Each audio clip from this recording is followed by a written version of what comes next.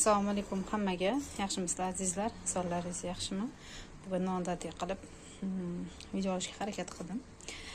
Birinchi bu ovqatimiz iftorlikka tez hazm bo'luvchi va yengilgina taom bo'ladi. Ayniqsa ro'zada odam birdaniga og'iz ochgandan keyin qo'yiq ovqatlar yeyish tavsiya qilinmaydi. Shuning uchun men tez va oson tayyorlanadigan masalalarim shulardan iborat. Kartoshka, go'sht, uyda nima bo'lsa, menda sholg'om va o'zim uydagi tomati va menda salat qilganimdan qolgan fasolim bor. Buni ham qo'shib yubormoqchiman.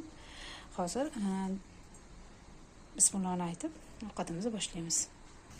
Qozonimizga yog' solib, birinchi bo'lib piyozni solib qizartirib olamiz. Yaxshilab qovurib olamiz. Ketma-ketlikda sovaveramiz. Piyozdan keyin go'sht, Balachilar qizil sabzi qo'shganlar ham bo'ladi. Menda bo'lmaganligi uchun qo'shmadim. Agar bo'lsa, unda ham shirin bo'ladi. Piyozimizni ozgina o'ldirib olgandan keyin go'shtimizni qo'shib yaxshilab yana qovurib olamiz.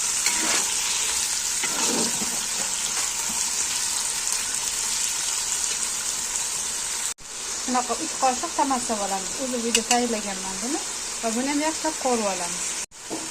Endi bo'lsa sholg'omni qo'shib qovuramiz.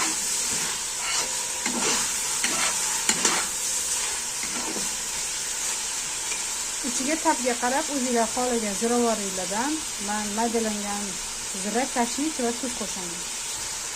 Menda muzlatilgan yozda qo'ygan holgapkim bor edi, shundan ham qo'shdim.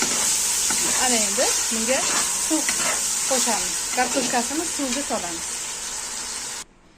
Qaranglar, hozir suv soldim. Suv solganimizdan keyin menga qizil fasol, kartoshka va bu yerda 2 dona chesnok mayda to'g'ralgani. Bularni ham hozir shu suvimiz ustiga solamiz.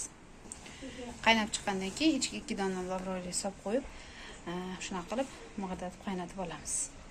Mana uzoq qaynatib olganimizdan keyin pishishimizga 10 minut qolganda, 10-15 minut qolganda solamiz. Ko'p qaynatilmaydi, bu ochib ketishi mumkin. Bismillah. Juda ham yengil va tez hazm bo'luvchi ovqatlardan bittasi bo'ladi. Bir qaynab chiqqanidan keyin o'sha ovqat suzishni boshlaymiz. Mana pyuremizni, kartoshkamizni pyure qilib maydalab oldik, suvsiz. Bu orada ko'katlar va pishloq. Kartoshkamizga qaynatayotganda tuz qo'shib qaynatdim va hozir bismillah.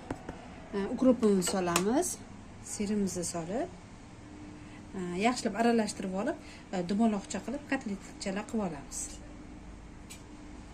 Mana shunaqa qilib dumaloqchalar qilib, xolodilnikka birinchi bo'lib shuni qo'yib qo'yamiz. Mana ovqatim ham pishdi, endi buni chiroyli qilib dasturga solamiz.